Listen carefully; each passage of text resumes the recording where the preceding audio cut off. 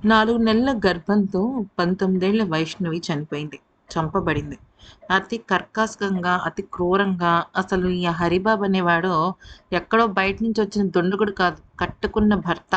తన ప్రతిబింబం తన భార్య కడుపులో పెరుగుతోంది అన్న విషయాన్ని కూడా మర్చిపోయి ఎంత దారుణంగా ఈ అమ్మాయిని చంపాడంటే అసలు చూసిన వాళ్ళు సైతం ఏంటి ఈ అమ్మాయి ఇంత రక్తపు మడుగులో ఉంది. అసలు రక్తం ఏరులై పారిందేంటి అన్నట్టుగా ఆ అమ్మాయి ఒక్క మరణం అనేది వచ్చిందనమాట. అయితే ఇక విషయంలోకొచ్చినట్టయితే ఈ ఈ వైష్ణవి తన భర్తతో, అలాగే తన అత్తమామలతో ఒక చోటుంటుంది జగిత్యాల దగ్గర. అయితే ఈ వైష్ణవి వాళ్ళ తల్లిదండ్రులు, అలాగే ఒక అన్న, వదిన వీళ్ళకి చాలా దగ్గరలో ఉంటారు. అంటే ఎంత దగ్గర అంటే ఆల్మోస్ట్ ఒక సందు దూరం, ఒక గల్లీ దూరంలో ఉంటారనమాట. గట్టిగా అరిచినా, ఏదన్నా పిలిచినా కూడా వినపడే అంత దూరంలోనే ఉంటారు. సో, ఆ ధైర్యంతోనే వాళ్ళు వైష్ణవిని కూడా ఇచ్చారు అన్న వార్తలు కూడా వినిపించాయి. ఎందుకనంటే, సరే మన కళ్ళ ముందే ఉంటది కదా! మన అమ్మాయి అనేసేసి. అయితే వాళ్ళందరినీ కూడా గుడ్డివాళ్ళని చేసేసి, ఈ అమ్మాయిని ఇంత కిరాతకంగా చంపాడంటే, మీరు ఆలోచించాలి అక్కడ పరిస్థితి ఏంటనేది. అయితే ఇక్కడ ఈ అమ్మాయి వల్ల అన్నయ్య ఏమంటున్నాడంటే, వీళ్ళ అన్నయ్య ఏమంటున్నాడంటే, నా చెల్లె అనే అమ్మాయి ఎంత ధైర్యస్తురాలంటే అంత ధైర్యస్తురాలు. అండ్ ఆ అమ్మాయి నిజంగా చెప్పాలి అంటే నాలాంటి మొగోళ్ళని ఇద్దరు ముగ్గురిని కూడా కొట్టగలదు. కొట్టి ఎదిరించగలదు. అలాంటి అమ్మాయిని వాడు ఈ రకంగా ఇంత దారుణంగా చంపాడు అంటే మత్తుమందు ఇచ్చాడని నేను అనుకుంటున్నాను అన్నాడు.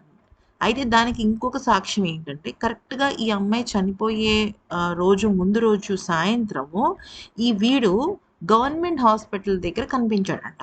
గవర్నమెంట్ హాస్పిటల్ దగ్గర కనిపించి చెమటలు కక్కుతూ హడావిడిగా చాలా అంటే ఒక రకంగా చెప్పాలంటే అనుమానాస్పదంగా ఉన్నాడట.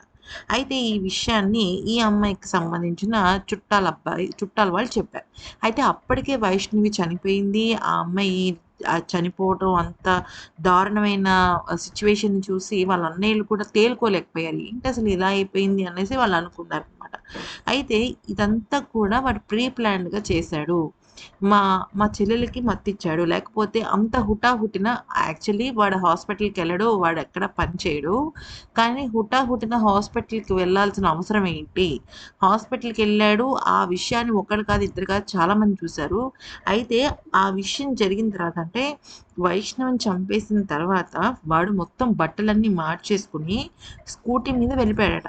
అయితే ఆ సమయంలో వీళ్ళు ముగ్గు వేస్తున్నారట బయట. అంటే ఈ వైష్ణవి వాళ్ళ అన్నయ్య వాళ్ళు ఉంటారు కదా!